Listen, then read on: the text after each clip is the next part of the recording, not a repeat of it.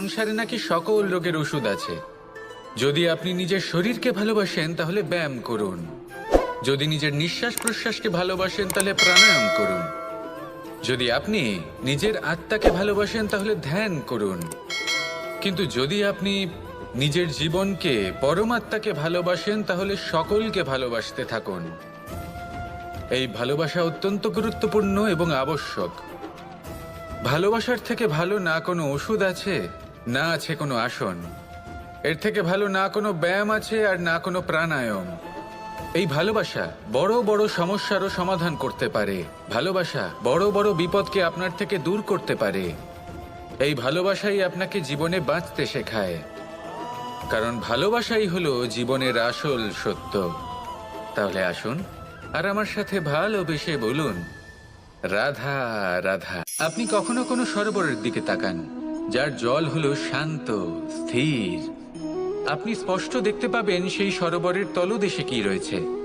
তাতে সাঁতরে বেড়াচ্ছে সুন্দর মাছ, চকচকে কিছু পাথর, স্বর্ণরূপী বালি, সবই আপনি দেখতে পাবেন। কিন্তু যখনই আপনি একটা ছোট্ট পাথর তুলে সেই জলে ছুঁড়ে ফেলবেন, তখন সেই জল বিচলিত হবে আর সেই স্পষ্টতা ন্যূনতম হয়ে যাবে।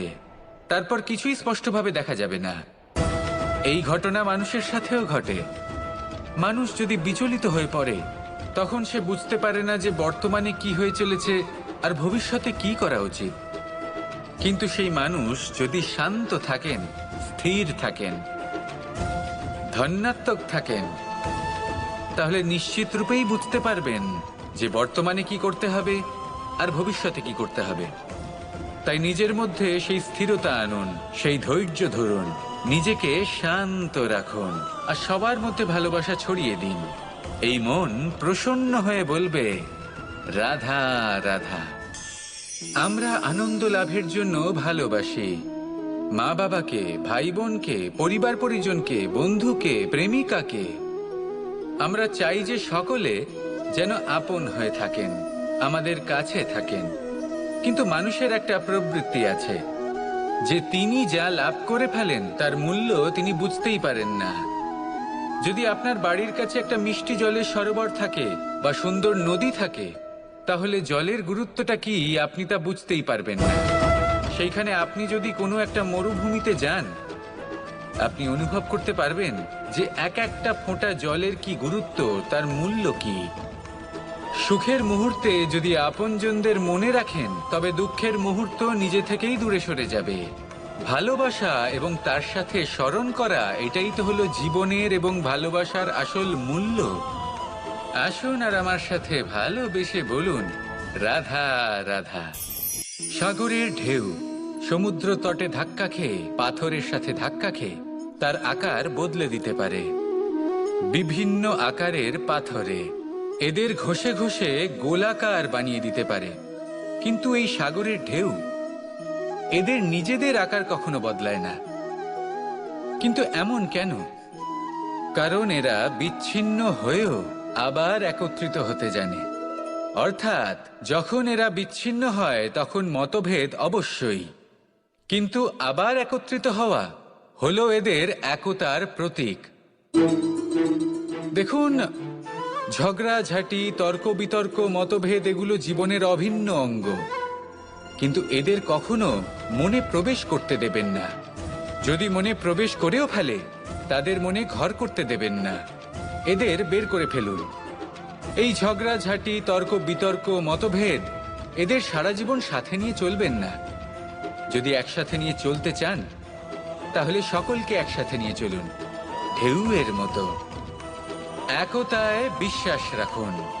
একসাথে মিলে যদি এগোতে থাকেন, তাহলে অনেক দূর পৌঁছবেন। নয়তো শুধু দূরের কথা ভেবেই যাবেন। কি চান সেই সিদ্ধান্ত আপনারই। আসুন আর আমার সাথে ভালোবেসে বলুন, রাধা রাধা। নেকড়ে, নেকড়ের বিষয়ে আমরা সকলে জানি। ওরা খুবই নিষ্ঠাবান এবং অত্যন্ত সতর্ক থাকেন। ছোট ছোট মূর্খতা করে বসেন। এনারা হাড় চিবোতে খুব ভালোবাসেন, কিন্তু চিবোতে চিবোতে এদের মাড়ি ছড়ে যায়, সেখান থেকে রক্তপাত হতে থাকে। সেই রক্ত ওনারা পান করেন আর ওনাদের মনে হয় এই রক্ত হাড় থেকেই পাচ্ছেন। ওনারা ভাবেন যে এই হাড় চিবিয়ে আমরা আনন্দ লাভ করছি, কিন্তু আসল সত্য হলো এটাই যে ওনারা নিজেদেরই ক্ষতি করছেন। আমরা মানুষ, আমাদের সাথেও এমনটাই হয়। কখনো কখনো ভুলবশত আমরা এমন কোনো কাজ করি আর আমাদের মনে হয় যে আমরা বাইরে থেকে আনন্দ লাভ করছি, কিন্তু সত্য হলো এটাই যে আমরা শুধুই ক্ষতিগ্রস্ত হচ্ছি। এটা হলো খুব বড় একটা শিক্ষা যা আমাদের শেখা উচিত। তা হলো এটা যে আমাদের বোঝা উচিত যে কখন আমরা লাভবান হচ্ছি আর কখন ক্ষতিটাকেই লাভ বলে মনে করছি। এই শিক্ষা যদি আপনি প্রাপ্ত করতে পারেন, তাহলে এই সংসারে আপনার থেকে বেশি প্রসন্ন আর কেউ থাকবেন না। তাহলে আসুন আর আমার সাথে ভালোবেসে বলুন, রাধা রাধা। একটা গরু যখন দুধ দেয় তখন তার একটা মূল্য থাকে। ওই দুধ থেকে যদি আপনি দই বানান তাহলে তার মূল্য বৃদ্ধি পায়। দই থেকে যদি মাখন বানিয়ে নেন তাহলে মূল্য আরো কিছুটা বেড়ে যায়। আর মাখন থেকে যদি ঘি বানিয়ে ফেলেন তাহলে মূল্য আরো অনেক বেশি বেড়ে যায়। কিন্তু এর কারণ কি? এরকম কেন হয়? কারণ হলো পরীক্ষা। দুধের মধ্যে যখন জোরন মেশানো হয় তখন দইয়ের টক ভাব চলে আসে। দুধের অস্তিত্ব বদলে যেতে শুরু করে। দুধকে নিজের অস্তিত্ব বদলে ফেলার দুঃখ সহ্য করতে হয়। তখনই তা দইতে পরিণত হয়, তখনই তার মূল্য বৃদ্ধি হয়। এই দইকে মন্থনের যাতনা সহ্য করতে হয়, তবেই সেই দই মাখনে রূপান্তরিত হয়, আর তারপর তার মূল্য বৃদ্ধি হয়। আর মাখন, এই মাখনকে আগুনের আঁচে তপ্ত হতে হয়, তবেই এই মাখন ঘিতে পরিণত হয়, আর তারপরেই এর মূল্য আরো অনেক বেড়ে যায়। মানুষের সাথেও এরকমই হয়। কর্ম করতে থাকুন, কর্মের পরীক্ষায় উত্তীর্ণ হতে থাকুন, আপনার মূল্য অবশ্যই বৃদ্ধি পাবে। তাহলে কর্ম করতে থাকুন, ফলের চিন্তা করবেন না। আর আমার সাথে ভালোবেসে বলুন, রাধা রাধা। জীবনে ক্ষমা চাওয়া তাও কিছুটা সহজ, ক্ষমা করতে পারা অত্যন্ত কঠিন। ক্ষমা 2 অক্ষরের এই শব্দ হতে পারে, কিন্তু অত্যন্ত বড় এই শব্দ, অত্যন্ত গুরুত্বপূর্ণ এই শব্দ। কখনো কখনো অন্য কাউকে ক্ষমা করে দেওয়া তাও কিছুটা সহজ কাজ, কিন্তু নিজেকে ক্ষমা করতে পারা অত্যন্ত কঠিন হয়ে দাঁড়ায়। অতীতে যদি আমাদের এমন কোনো ভুল হয় যে কারণে আমরা নিজেকে ক্ষমা করতে পারি না, অনেক সময় এমন কিছু ভুল করে বসি যে বিষয় শুধু আমরাই জানি, কিন্তু আমরা নিজেকে ক্ষমাই করতে পারি না। আর আমাদের বিকাশ সেখানে স্তব্ধ হয়ে যায়। কারণ যদি আপনি ক্ষমা করতে না শেখেন, নিজেকে ক্ষমা যদি না করতে পারেন, তাহলে তা আপনার জীবনের সবথেকে বড় বাধা হয়ে দাঁড়াবে। সেই জন্য জীবনে অবশ্যই শিখুন যে কিভাবে নিজেকে ক্ষমা করতে হয়, আর শিখুন যে আগের করা ভুল আবার কি করে না করা যেতে পারে। এই মন হালকা হবে আর প্রসন্ন হয়ে বলবে, রাধা রাধা। কখনো কখনো আমরা ভাবি যে কোনো ব্যক্তি যিনি ধর্মের পথে চলেছেন, যদি তার দ্বারা কোনো ভুল হয়ে থাকে তাহলে নিয়তি তাকে সেই মুহূর্তেই কঠোর শাস্তি দেন। কিন্তু সেই সব মানুষ যারা সংসারের সবথেকে বড় অধর্মী, বহু নিকৃষ্ট মানের কাজ করেন, তাদের নিয়তি অনেক সুযোগ দেন। তাদের নিয়তি এরকম কঠোর প্রহার করেন না। এই ভাবনা কখনো না কখনো মনে আসেই। ভেবে দেখুন কেন? আসলে জীবনকে বেশিরভাগ মানুষ একভাবেই দেখে থাকেন, বিভিন্ন স্তরে একে দেখা উচিত। এবার আপনি বলুন, এই সংসারে কোনো অধর্মী কখনো প্রেরণার উৎস হতে পারেন? কখনোই নয়। যে মানুষ নিজের আত্মাকে মলিন করে ফেলেছেন, তিনি এই সংসারকে কিভাবে প্রেরণা যোগাবেন? উনি নিজেই বুঝতে পারেন না কোনটা করা উচিত, ধর্ম কোনটা। তাই নিয়তি তাকে একটা সুযোগ দেন, এটা বোঝার সুযোগ দেন যে কোনটা উচিত, কোনটা ধর্ম। সুযোগ দেন নিজের বিবেক জাগিয়ে তোলার, তাকে সুযোগ দেন নিজের অন্তরাত্মার ডাক শোনার। যখন তাতেও কাজ হয় না, তখন নিয়তির কাছে একটাই পথ বাকি থাকে, আর তা হলো মহাবিনাশ। মহাবিনাশ হয়তো দেরিতেই আসতে পারে, কিন্তু তা অবশ্যই আসবে। আর যখন মহাবিনাশ আসে, তখন মহাবিনাশের যন্ত্রণা সমগ্র মানব জীবনের যন্ত্রণার থেকে অনেক বেশি হয়। এই কথাটা সবসময় মনে রাখবেন। আর অন্যদিকে যে মানুষ ধর্মের পথে চলছেন, তার দ্বারা যদি কোনো ভুল হয়ে থাকে, তখন নিয়তি তার পরীক্ষা নেন। কিছুক্ষণের জন্য মানুষের মনে হতে পারে নিয়তি তাকে কঠোর শাস্তি দিয়েছেন, কিন্তু সময়ের সাথে আমরা সবাই দেখি যে যখন সেই মানুষ সেই পরীক্ষায় উত্তীর্ণ হন, এই সমস্ত সংসারের জন্য প্রেরণার উৎস হয়ে ওঠেন। অর্থাৎ নিয়তি প্রত্যেক মানুষকে তার কর্ম অনুসারে উচিত ফলও দেন, উচিত শাস্তিও দেন। পার্থক্য হলো শুধুমাত্র সময় আর আপনার দৃষ্টিভঙ্গির। তাই ধর্মের পথে চলুন আর আমার সাথে ভালোবেসে বলুন, রাধা রাধা। আমাদের জীবনে অত্যন্ত গুরুত্বপূর্ণ একটা আশা বসবাস করে, বিশ্বাসের রূপে। বিশ্বাস যা আমরা ঈশ্বরের ওপর করি, ভাগ্য, প্রারব্ধের ওপর করি, নিয়তির ওপর করি। যখনই ভালো কিছু হয় আমরা বলি এ হলো ঈশ্বরের দয়া, যখন খারাপ কিছু হয় আমরা বলি এ হলো ঈশ্বরের মায়া। কখনো ঈশ্বর বা ভাগ্য বা প্রারব্ধ বা নিয়তি।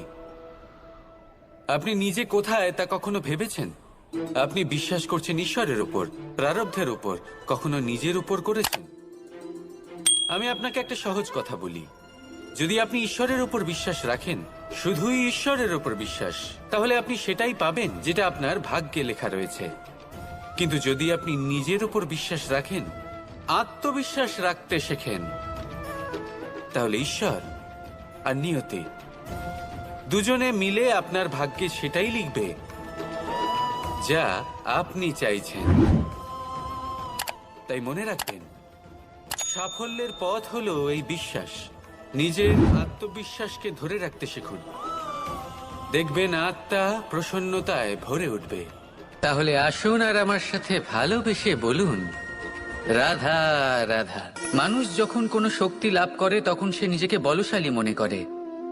শক্তি লাভ করলেই তার মধ্যে অহংকার চলে আসে, অভিমান চলে আসে। তার কারণ হলো সে একটা সহজ কথা বুঝতেই পারে না। এই সব যা হচ্ছে সময়ের জন্য হচ্ছে। সময়ের থেকে বেশি বলশালী আর কেউ নেই। এই সময়ের জন্যই রাবণ ভক্তি দ্বারা কৈলাস পর্বত তুলে নিয়েছিলেন। আবার সেই সময়ের জন্যই, সেই কারণেই রাবণকে বধ হতে হলো। তার সাথে সাথে রাক্ষস কুলও ধ্বংস হয়েছিল এবং লঙ্কাও ভস্ম হয়ে গেছিল। দেখতে গেলে জন্ম থেকে মৃত্যু পর্যন্ত এই যে সময়, সেটাই হলো জীবন। কিন্তু তার মধ্যেও যা সময় আসে কোনো কারণেই আসে।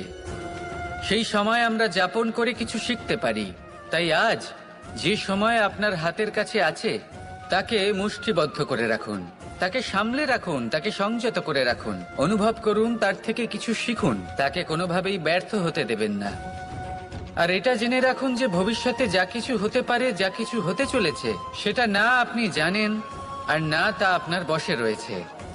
সেই জন্য আজ অহংকার বা অভিমান করে নিজের ভবিষ্যতের ক্ষতি করবেন না, সেই অনর্থ ঘটাবেন না। এটাই হলো সময়ের অর্থ। আসুন আমার সাথে ভালোবেসে বলুন, রাধা রাধা।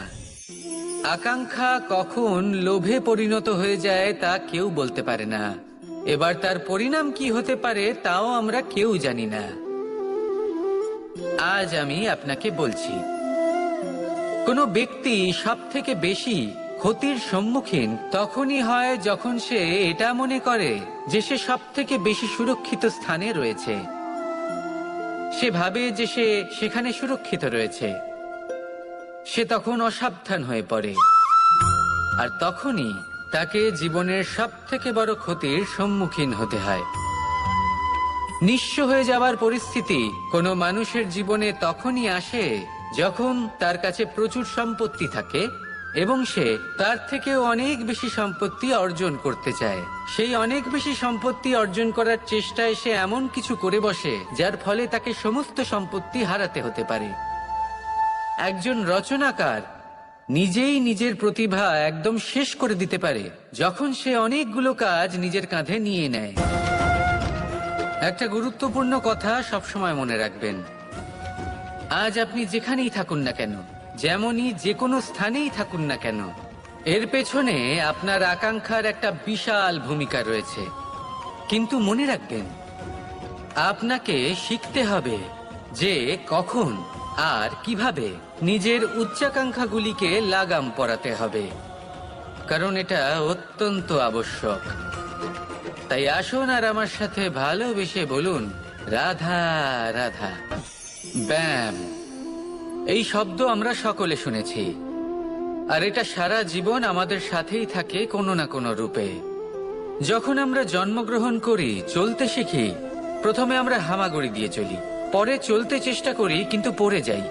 তখন আমাদের বাড়ির গুরুজনেরা আমাদের আটকান না, ওনারা মনে করেন এইভাবেই আমাদের সন্তান চলতে শিখবে, এইভাবেই তার পা আরো মজবুত হবে, যা অত্যন্ত গুরুত্বপূর্ণ।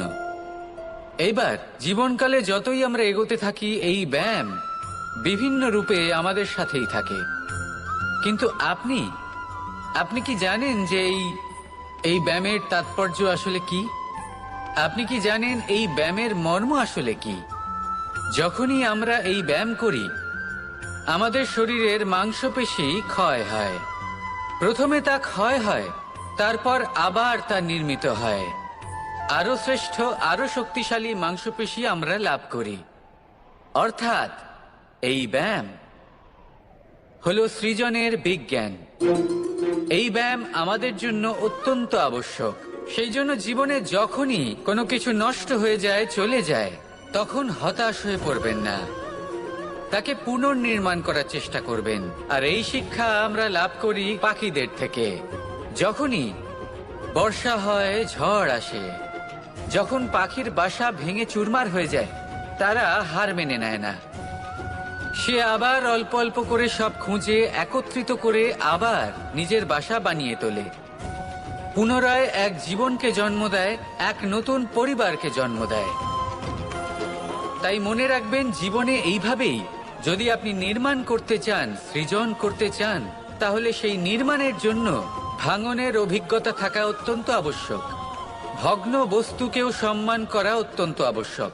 এই আচরণ মনে নিয়ে আসুন, মন প্রসন্ন হয়ে বলবে, রাধা রাধা। আমরা সকলেই কামনা করি, আমরা সবাই সেটা প্রাপ্ত করতে চাই যা আজ পর্যন্ত কেউ প্রাপ্ত করেনি, সেটা পেতে চাই যা আজ পর্যন্ত কেউ পেতে পারেনি, সেটাই কাছে রাখতে চাই যা আজ পর্যন্ত কখনো আমরা পাইনি। এবার সেটা কিভাবে করা যেতে পারে? যদি আপনি সেটা প্রাপ্ত করতে চান যা আজ পর্যন্ত আপনি কখনো পাননি, তাহলে আপনাকে সেটা করে দেখাতে হবে যা আজ পর্যন্ত আপনি কখনো করেননি। সেই চেষ্টা করতে হবে যা আজ পর্যন্ত কখনো করেননি, সেই পরিশ্রম করতে হবে যা আজ পর্যন্ত কখনো করেননি। তবেই আপনি সেটা পাবেন যা আজ পর্যন্ত কখনো পাননি। কারণ যেমন বীজ বপন করবেন, তেমনই অঙ্কুর আপনি লাভ করবেন। আসুন আর আমার সাথে ভালোবেসে বলুন, রাধা রাধা। কথায় আছে, যখন আপনি যুদ্ধক্ষেত্রে দাঁড়িয়ে, তখন শত্রুকে পিঠ দেখিয়ে পালিয়ে যাওয়া বা পিছু হটে যাওয়া অত্যন্ত অনুচিত যুদ্ধনীতি হয়। কথায় আছে যে শ্রেষ্ঠ যুদ্ধ নীতি হলো সেটাই যেখানে আপনি অস্ত্র হাতে নিয়ে এগিয়ে যান, সাহসের সাথে যুদ্ধ করে শত্রুকে পরাস্ত করে ফিরে আসেন। আর সেটাই আমি করেছিলাম। তখন মহাভারত রচনা হয়েছিল, কারণ তখন ধর্ম রক্ষা করা আবশ্যক ছিল। কিন্তু এমনও একটা সময় ছিল যখন আমি যুদ্ধ থেকে পালিয়েছি, কারণ তখন প্রজাদের সুরক্ষা বেশি গুরুত্বপূর্ণ ছিল। আমার গায়ে যুদ্ধ বিমুখ হবার কলঙ্ক লাগিয়েছিল। কিন্তু ঠিক আছে, আমি সেটাই করেছিলাম যেটা প্রয়োজনীয় ছিল। শ্রীরামও লঙ্কা গিয়ে রাবণকে হত্যা করার পূর্বে 4 মাস ধরে অপেক্ষা করেছিলেন। অপেক্ষায় ছিলেন কবে সেই সেতু সম্পন্ন হবে। তারপরে গিয়ে রাবণকে পরাস্ত করলেন, তাকে বধ করলেন। জীবনে কখনো কখনো থেমে যাওয়া বা পিছু হটে যাওয়া কার্যকর হতে পারে। এটা প্রত্যেক সময়ের উপরে নির্ভর করে। শত্রু যে কেউ হতে পারে, যখন খুশি আক্রমণ করতে পারে। কোনো মানুষ হতে পারে, আবার কোনো দানবও হতে পারে। আমাদের নিজেদের মানসিকতা হতে পারে, কোনো অসুখ হতে পারে। মহামারীও হতে পারে। সেক্ষেত্রে সেটাই করুন যেটা উচিত মনে হয়। দেখুন, প্রত্যেকবার নারায়ণ তো আপনাকে সাহায্য করতে আসবেন না। অনেক সময় মানুষকে নিজেকেই সেই বাধার সম্মুখীন হয়ে তাকে পরাস্ত করতে হয়। আর এমনিতেও কথায় আছে যে প্রত্যেক নরের মধ্যে নারায়ণ আছেন। তাই অন্তরের নারায়ণকে জাগ্রত করুন, আর যা সমস্যা আছে তাকে সমাপ্ত করে ফেলুন। তা সে যতই পিছু হটে করতে হোক না কেন। আসুন আর আমার সাথে ভালোবেসে বলুন, রাধা রাধা। মানুষ সত্যের সাথে অবগত হবার জন্য ব্যাকুল হয়ে থাকে, চিরকাল চেষ্টা করতে থাকে। জন্ম থেকেই তার মনে এই ইচ্ছে জাগ্রত হয় সত্যিটা কি সেটা জানতে। এবার এই ইচ্ছে এটা পূর্ণ কিভাবে করা যেতে পারে? কারণ মনে হয় যে জ্ঞান অর্জন করলেই এই ইচ্ছে পূর্ণ হতে পারে। তাই কেউ কেউ জ্ঞানের পেছনে ছুটতে থাকেন। কেউ এটা ভাবেন যে এই ইচ্ছে পূর্ণ করা যেতে পারে ধন আর শক্তির দ্বারা, তাই তারা ধন আর শক্তি প্রাপ্ত করতে চান। কেউ আবার ভাবেন যে অন্তরের মন্থন দ্বারা এটা সম্ভব হতে পারে। এবার এটাও সত্যি যে মন্থন করলে অমৃত লাভও সম্ভব হতে পারে, কিন্তু তার জন্য এই মন্থন করার জন্য একটা উচিত দিকে অগ্রসর হওয়া প্রয়োজনীয়। উচিত সংযমের দ্বারা সামনে এগোতে হবে, আর কোনো আশা না করে সামনে এগিয়ে যেতে হবে, তবেই এটা সম্ভব হতে পারে। একটা বাদ্যযন্ত্রের কথা ভেবে দেখা যাক। তার থেকে সুর তখনই নির্গত হয় যখন তার তারগুলি ঠিক করে বাঁধা হয়। যদি বেশি বেঁধে ফেলা হয় তাহলে তার ছিঁড়ে যেতে পারে, আর যদি ঢিলে থেকে যায় তাহলে তার থেকে উচিত সুর নির্গত হবে না। একটা অত্যন্ত গুরুত্বপূর্ণ কথা মনে রাখবেন, সত্যকে লাভ করার প্রাথমিক আধার হলো অনুশাসন। জীবনে এই অনুশাসন আনুন, সত্য আপনা আপনি আপনার কাছে চলে আসবে, আর এই মন প্রসন্ন হয়ে বলবে, রাধা।